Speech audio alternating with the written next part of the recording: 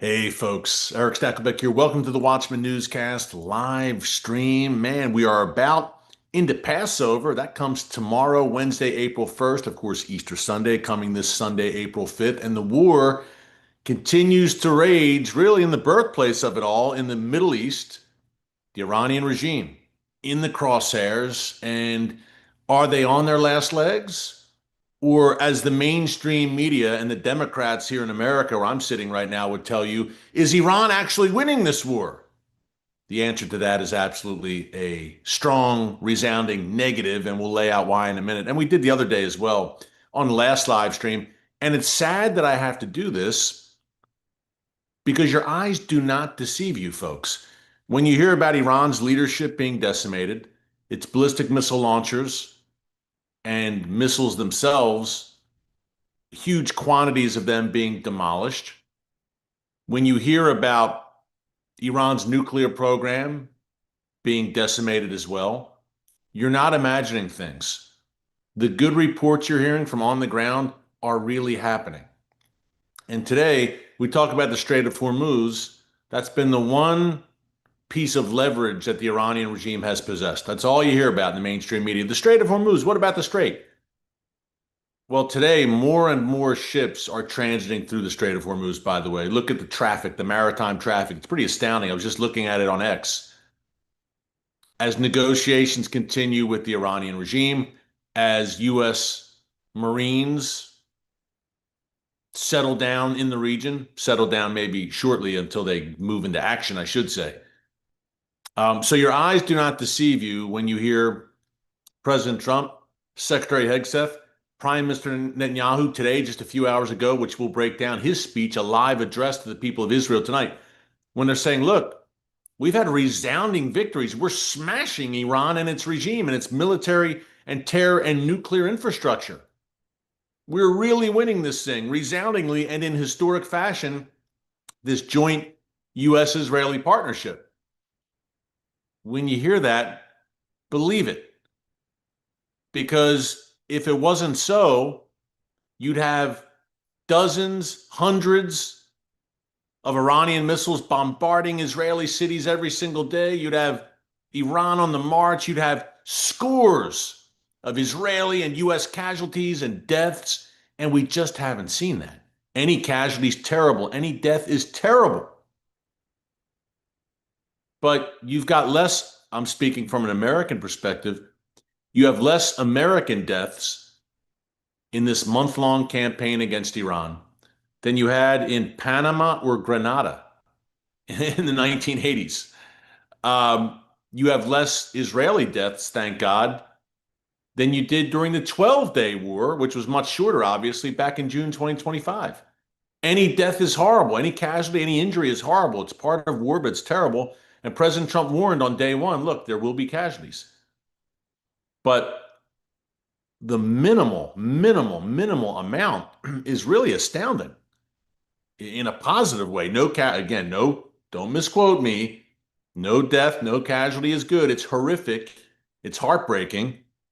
But there's a very low number of them in this operation. And that's indisputable. So again, your eyes don't deceive you. And yes, Iranian missiles are still getting through. They're striking Israel, usually about 7 per day. Some shot down with Israel's incredible air defenses. Some do indeed get through. There have been injuries and some Israeli deaths as a result of these Iranian missiles. But 6 getting through, maybe 7 in a day, compared to 600 were the fears before the 12-day war, especially. Iran was building up those kinds of capabilities. And if you talk to the average Israeli on the street, I talk to Israelis every day. They're in and out of bomb shelters still, by the way. If you talk to them, they'll say, look, short-term pain, yes, but better this than the long-term pain of Iran in possession of tens of thousands of these ballistic missiles and nuclear weapons, which they could mount on top of those on top of those ballistic missiles to wipe us off the map. So yes, the average Israeli gets it. I think the average American gets it as well. I think President Trump and his team have made the case very strongly The mainstream media, though, works overtime, and the Democrat Party here in America works overtime to twist, and I do mean twist, the narrative. But I think the average American has common sense and sees, wow, this was a terror regime, the world's number one state sponsor of terrorism. It's been at war with us. It's been waging jihad against the United States for 47 years, developing nuclear weapons, massive ballistic missile arsenal. They tried to assassinate President Trump twice. Yet something finally needed to be done before they crossed a threshold into the point of no return.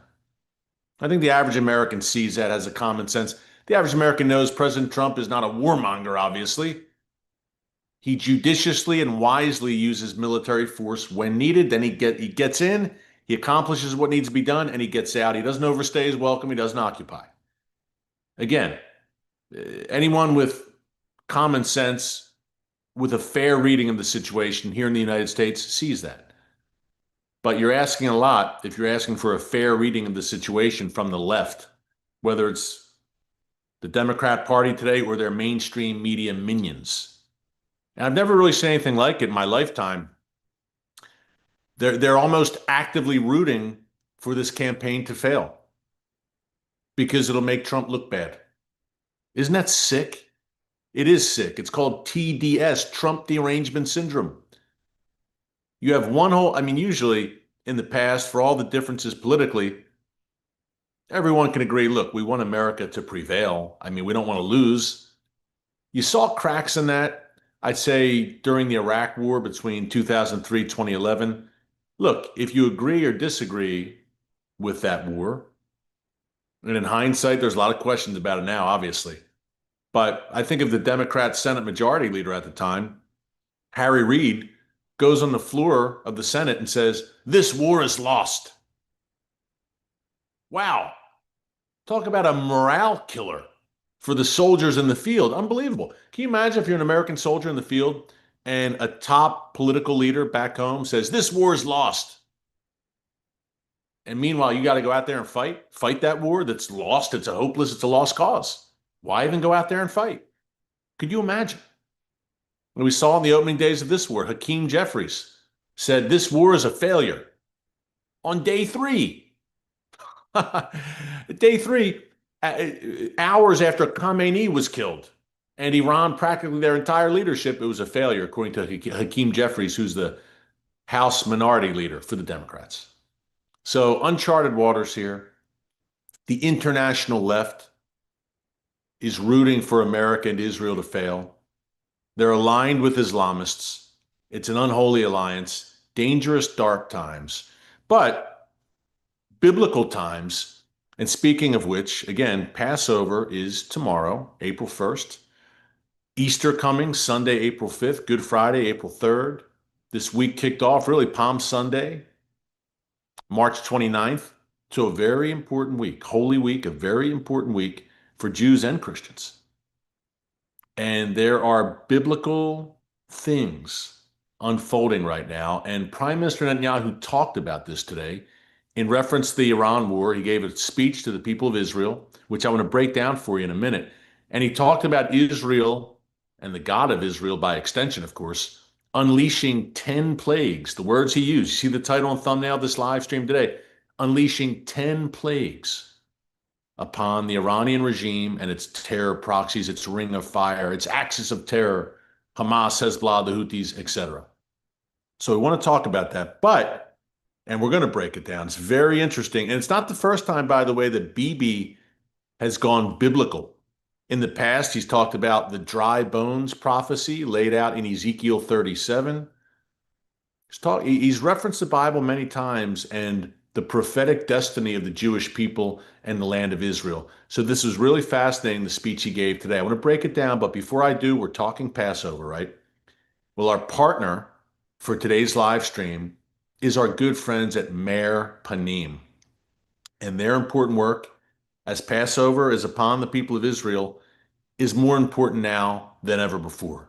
It's israelcharity.org. Israelcharity.org. Hey, you've seen me in past years with Meir Panim on the ground in Jerusalem, feeding Holocaust survivors, feeding the neediest in Israel.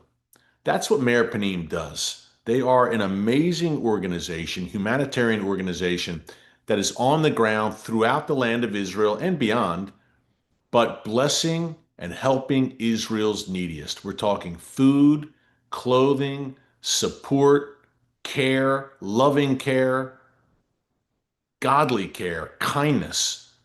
Again, these are Israel. Look, 3 million people are living under the poverty line, by the way. These are people who are in desperate, desperate need, especially during a time of war. That's where Mayor Panim comes in. Look, remember, people are afraid to leave their homes as missiles are falling right now. The elderly, especially, they had family members leave to serve in the Israeli military, the reserves on the front lines. Small businesses have collapsed all since October 7th, 2.5 years ago. The trauma continues. This is Israel's time of greatest need. Mayor Panim steps into the vacuum and says, here I am. Here we are. We will help you. Doing God's work. The meals, so badly needed, especially. They have these amazing soup kitchens, and it's not a kind of a soup kitchen you think of like in New York City in Times Square or something. No, these are high-end, beautiful facilities, top-notch food, top-notch service, great people in charge. It's israelcharity.org to support their important work. And I mentioned Passover. Folks, do you know how many Israeli families tomorrow night will have empty places at their Passover table for their Seder dinner? Not only because loved ones are away fighting to defend the nation, but because loved ones have died. Do you know how many families in Israel right now are financially strapped, economically strapped, and can't put a good Passover Seder meal on the table? Mayor Panim supplies that need. They will come with the food, with the meal. It's amazing work, biblical level work. IsraelCharity.org. Love this organization. And you know, if you watch me on a regular basis, I'm very, very choosy about who I partner with. I can count on one hand who we've partnered with here on the channel. Only a few select organizations. They're blessing Israel. They're doing God's work. Checks both boxes for me. Mayor Panim and then some does it. IsraelCharity.org, just in time for Passover to bless the people of Israel. Incredible work they're doing. Okay, we talked about Bibi and the 10 plagues. Here we go. An address to the nation. Before we get to the plagues, let's get to the non-biblical content that he shared. Quote, reading this straight from my phone, Netanyahu said, we have smashed Iran's industrial capability to produce nuclear bombs and ballistic missiles. Now, we reported on this, I think, over a week ago here on the channel. Bibi said this. I think it was a week and a half ago. He just confirmed it again today. But he said, look, Iran no longer has the capacity to produce nuclear weapons or ballistic missiles. Yeah, they've got hundreds, maybe even a few thousand still ballistic missiles at their disposal, but they were pre-produced, shall we say. They already developed them and rolled them off the assembly lines in recent years. But now those assembly lines and those industrial capabilities have been smashed, destroyed. It's going to take Iran years to rebuild them. So what you see is what you get. The ballistic missiles that Iran has, that's what they have. That's what they're going to war with. No capability to build new ones. That's very, very important because, folks, in time of war, I think of World War II, right? Literally weaponry, armaments rolling off the assembly lines here in America to aid the war effort. Iran, the cavalry's not coming for the Iranian regime.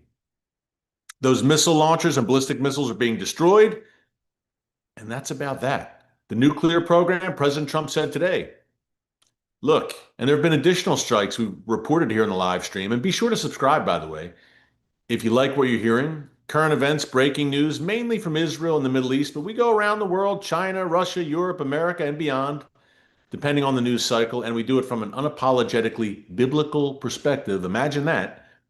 If you like that, be sure to subscribe and click the notification bell so you get alerts every time a new video is posted. We just passed 1.1 million subscribers for such a time as this, and we believe God's going to continue to expand our territory because, man, there's a lot of news to share with you in an unvarnished biblical way. This is no time to mince words, needless to say. But if you miss any of our videos, check it out here in the archives, just under Newscast, right on the homepage. We've reported additional strikes over the past 2 weeks or so against Iranian nuclear facilities. Basically, with Operation Midnight Hammer back in June 2025, the United States destroyed Iran's three most prominent and significant nuclear facilities. But there were still elements of those facilities and hidden research facilities, including one in Tehran that Israel struck about 2 weeks ago. So now that nuclear program is null and void.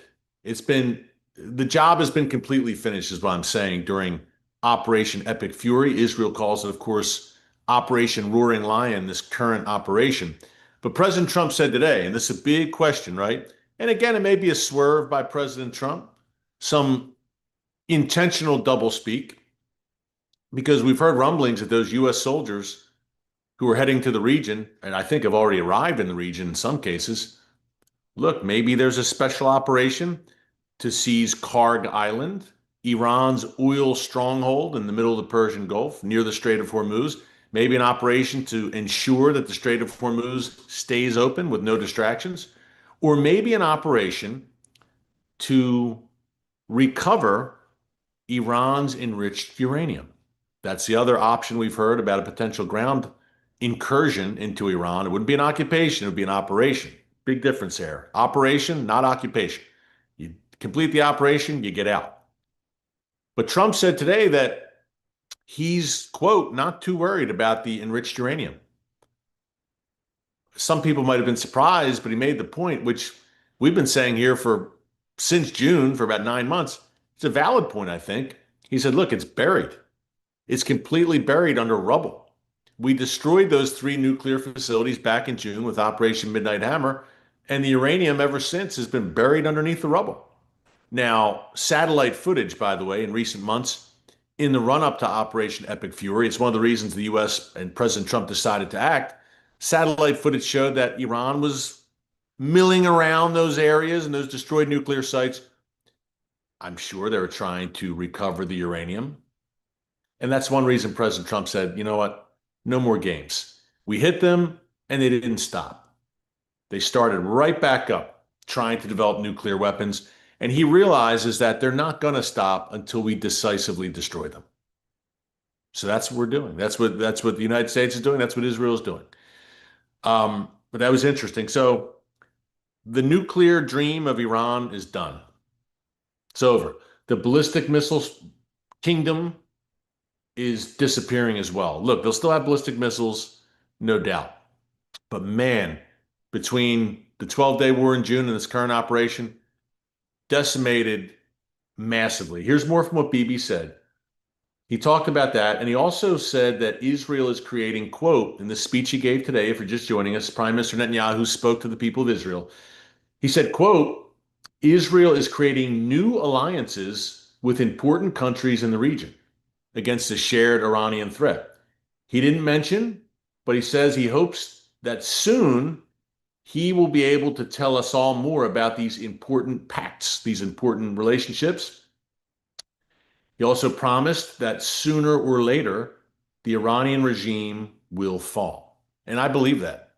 I believe twofold. I believe, number one, you will see pacts, P-A-C-T-S, pacts, deals, treaties between Israel and additional Arab neighbors. I think you're going to see the Abraham Accords back on in a big way.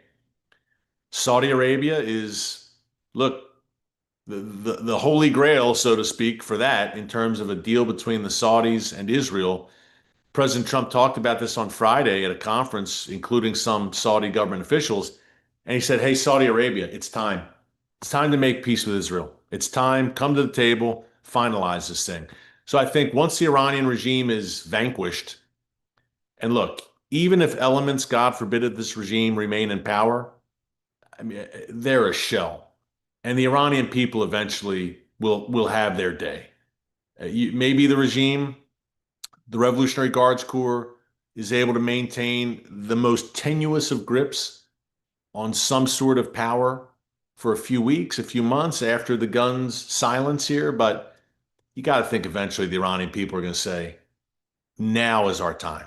And the reason they haven't been out in the streets yet is because the United States and Israel have said, don't go out in the streets yet. There's still missiles falling. Iran, the regime's goon squads have all the weapons, so it's going to take time.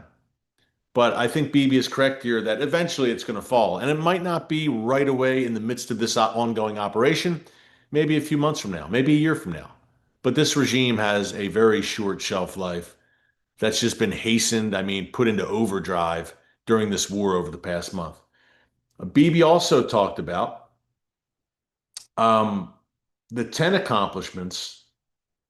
He called it the 10 plagues. I love this. Right in time for Passover, right? We're talking plagues and we're talking about Egypt. We're not talking about Egypt, but Passover obviously took place in ancient Egypt, the biblical account. But Bibi applied it just in time for Passover tomorrow, April 1st, to this war against Iran and its terror axis over the past really 2.5 years since the October 7th massacre. He said, quote, Iran's $1 trillion investment in ballistic missiles, nuclear enrichment, and in supporting armed terror proxies has gone down the drain. Folks, think about that, really. If you're Iran's regime, or what's left of it, because there ain't much left, we don't know who's calling the shots. That's the difficult thing. This one, Ghalibaf, I think his name is. I'm probably butchering his name because I don't have it in front of me. I'm usually good with names. But he's apparently the guy, this Islamic Revolutionary Guards Corps official that we've been talking to. But is he long for this world?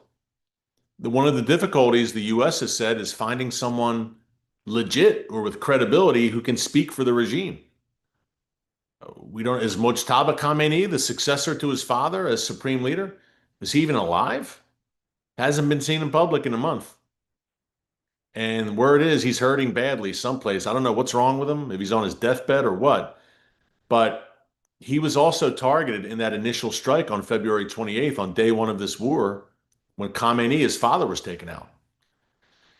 So tough to find someone to deal with there, but think about it. $1 trillion plus investment over decades in nuclear development, nuclear weapons development to be precise, ballistic missiles, and the support of Hezbollah, Hamas, and the Houthis and the militias in Iraq, the Assad regime in Syria. It's all down the drain, as Bibi said. All of that. Decades of hard, devious, demonic work, building it all up, and now it's all gone. And they really, the Iranian regime and their proxies, signed their own death warrant on October 7th, 2023. It was their crowning achievement, their crowning glory, at least for a few days. And then Israel went to work systematically dismantling Iran's entire ring of fire over a 2.5 year period. And it now is a smoldering heap of ruins. And Hezbollah, by the way, in the north continues to fire rockets, I think 50 today or over the past 24 hours, still wounding and killing Israelis, not large numbers, but still having an effect. But here's the good news. Israel's pounding Hezbollah positions in Lebanon, and apparently Israeli ground troops have already reached the Litani River. That was yesterday, I heard that reported, some 18 miles north of the Israel-Lebanon border. So Hezbollah also licking its wounds in a bad way, firing off rockets, little else, it's all they have. Maybe some drones. And Iran sporadically firing some volleys of missiles and some drones. Two things. Number one, most of them are being intercepted. Most of the drones don't even reach Israel that Iran's firing. And most of the Hezbollah rockets fall inside Lebanon and don't even reach Israel. Number two, really the main target of Iran's missiles and drones have been its Arab neighbors, especially the UAE. The UAE, the United Arab Emirates, Dubai, Abu Dhabi, etc., they've been pounded more than Israel. Much more over the past month. And you wonder why. Netanyahu says, look, we're talking to these nations, good things are happening. Look, they've got Abraham Accords treaties, does Israel, with the UAE and Bahrain already. But Saudi Arabia, Kuwait is another one, Oman. And there have been rumblings for years about Muslim nations, Muslim majority nations outside of the Middle East, like Indonesia, Southeast Asia, but it's the world's most populous Muslim nation. So we'll see. I think President Trump has been saying, look, we're trying to establish peace in the region. Iran and its proxies stand in the way. It's very clear. I think we could very well be looking at a period of peace in the Middle East with the caveat, as a Bible believer, I know it won't be lasting peace. And I know there's more bad things to come in the Middle East, the War of Ezekiel, and bad actors, the War of Gog and Magog laid out in Ezekiel 38 and 39.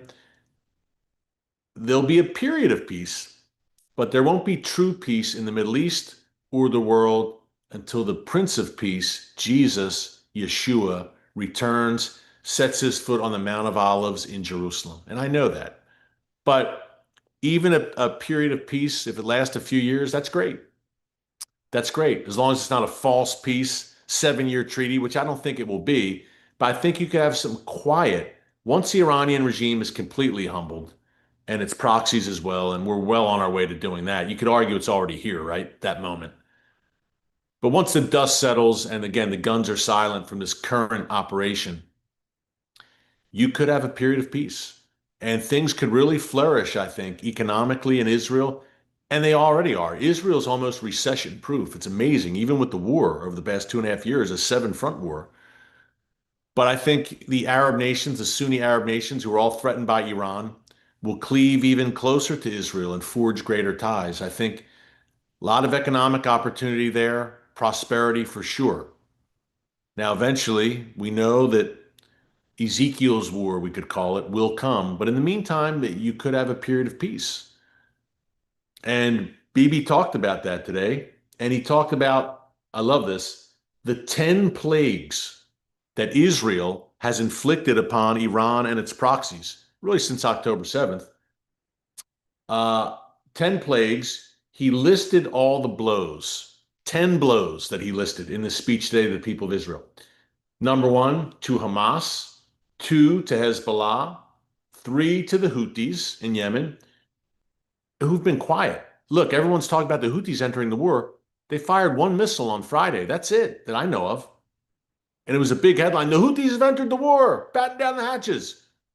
They haven't done anything since, to my knowledge. And I follow this very closely, obviously, all day. So the Houthis fired 1 lone missile that I know of. Maybe a few more. I don't know. But Friday was the only instance that I'm aware of. And why is that? When they were like gangbusters firing missiles and rockets and drones nonstop just 8 months ago, because Israel unleashed hell and eliminated most of the Houthi leadership. I think it was back in July, August. So again, that is a plague upon their heads, the Bibi name. So the Houthis, yes. The West Bank, Judea and Samaria, that's been one of the great untold stories since October 7th. The number of Hamas and Palestinian Islamic Jihad Iranian proxy terrorists in Judea and Samaria who've been arrested, some killed, eliminated because they're terrorists. So there they are, the 5 plagues, the first 5. Hamas, Hezbollah, the Houthis, Judea, Samaria, the West Bank, and then the Assad regime in Syria, obviously. That was a crushing blow to Iran to lose its main transit point, Syria, and its main stooge, its proxy Assad.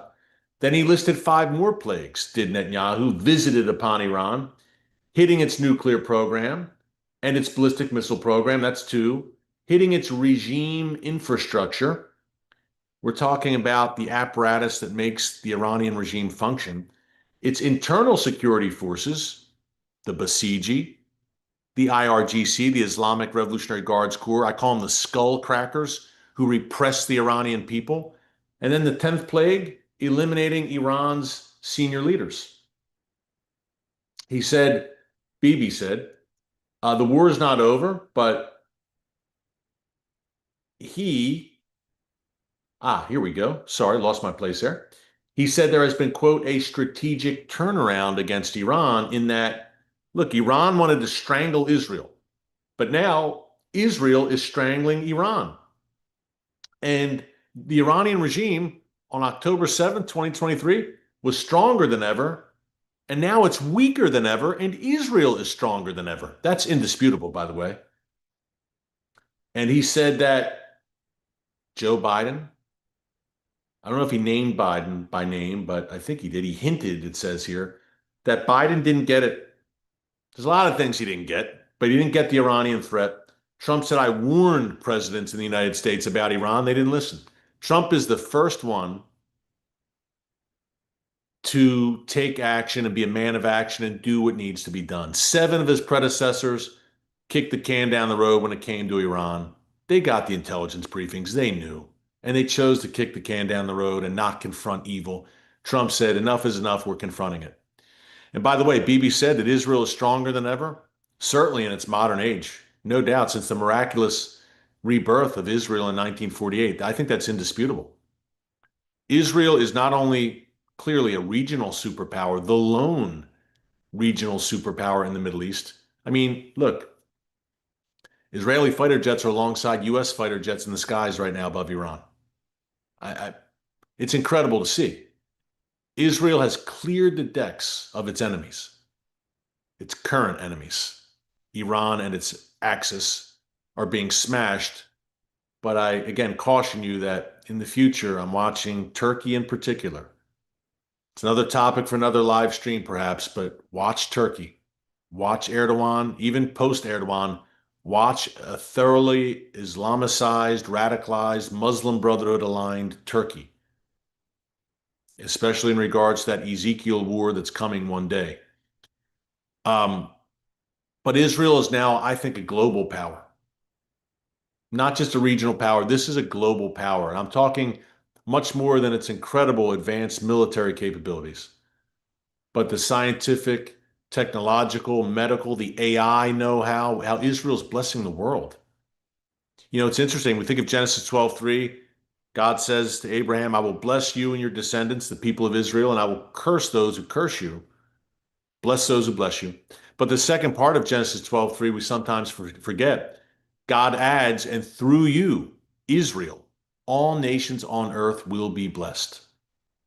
Look at what Israel is doing. Look at the number of Nobel Prize winners from Israel and Jews who won the Nobel Prize for just incredible medical and scientific advances. It's amazing. So prophecy is being fulfilled before your very eyes. And it's exciting to have a front row seat for it and to have you here with us as we unpack it every day here on the live stream. Great stuff today. Thanks so much for joining us. Until next time, God bless you. And remember, never hold your peace. Hey everyone, thanks for checking out the Watchman Newscast. Make sure you hit the subscribe button so you never miss an upload, and tap the bell icon so you're notified every time a new video is posted. And don't forget to share your thoughts, insights, and comments below.